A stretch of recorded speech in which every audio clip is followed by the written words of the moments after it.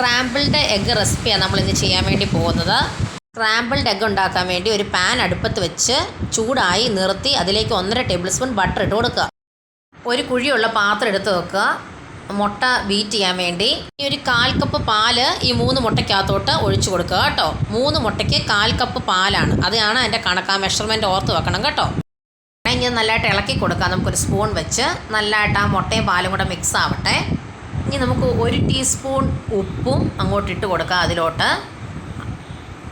അതുപോലെ തന്നെ 1 ടീസ്പൂൺ കുരുമുളക് പൊടി ഇട്ട് കൊടുക്കാം. ഇനി നല്ലതായിട്ടൊന്നും കൂടെ മിക്സ് ചെയ്യാം. ഇപ്പോൾ നമ്മൾ ഗ്യാസ് ഓഫ് ചെയ്ത് വെച്ചിട്ടുണ്ടായിരുന്നല്ലോ ബട്ടർ ഇട്ടിട്ട്, അതിപ്പോൾ ബട്ടർ നല്ലതായിട്ട് ഉരുകിയിട്ടുണ്ട് കേട്ടോ. ഇനി നമുക്കത് എല്ലാ വശത്തോട്ടൊന്ന് ആക്കിയിട്ട് നമുക്ക് അതവിടെ വെക്കാം. എന്നിട്ട് ഗ്യാസ് പയ്യെ ഓൺ ചെയ്ത് ഏറ്റവും കുറച്ച് നമുക്ക് ഗ്യാസ് വെക്കാം കേട്ടോ. ബട്ടർ മെൽറ്റായിട്ടിരിക്കുവാണ്. അതിലേക്ക് നമുക്ക് എഗ്ഗിൻ്റെ മിക്സ്ചർ ഒഴിച്ചു കൊടുക്കാം കേട്ടോ. നല്ലതായിട്ട് ഒഴിച്ചു കൊടുക്കണേ. ഗ്യാസ് ഏറ്റവും കുറച്ചിരിക്കുകയെന്ന് ഓർത്തോണം. അപ്പോൾ നമ്മൾ ബട്ടറിൻ്റെ അതിലോട്ട് എഗ്ഗിൻ്റെ മിക്സ്ചർ ഒഴിച്ചു കൊടുത്ത് നമ്മളിനി കെയർഫുള്ളി അതിൻ്റെ ചേഞ്ചസ് വാച്ച് ചെയ്തുകൊണ്ടിരിക്കണം.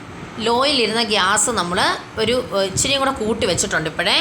അപ്പോൾ നമുക്ക് എഗ്ഗിൻ്റെ വ്യത്യാസം കാണാൻ വേണ്ടി പറ്റും. അതിങ്ങനെ സ്ക്രാമ്പിൾ ആകുന്ന ആ രീതിയിലോട്ട് വരും. അപ്പോൾ നമ്മൾ പയ്യെ ഒരു വുഡൻ സ്പൂൺ വെച്ചിട്ട് ഇങ്ങനെ 4 വശത്തു നിന്നും ഇങ്ങനെ മാറ്റി മാറ്റി കൊടുക്കണം. അപ്പോൾ അതിൻ്റെ വ്യത്യാസം നമുക്ക് ശരിക്കും ആയി വരാൻ വേണ്ടി പറ്റും. അപ്പം നമ്മൾ ലോ വെച്ചിട്ട് ഇച്ചിരി ഇപ്പം മീഡിയവും അല്ല ലോയും അല്ല ഇടയ്ക്കത്തോട്ട് നമ്മൾ ഗ്യാസ് ആക്കിയിട്ടാണ് ഇത് ചെയ്യുന്നത് കേട്ടോ.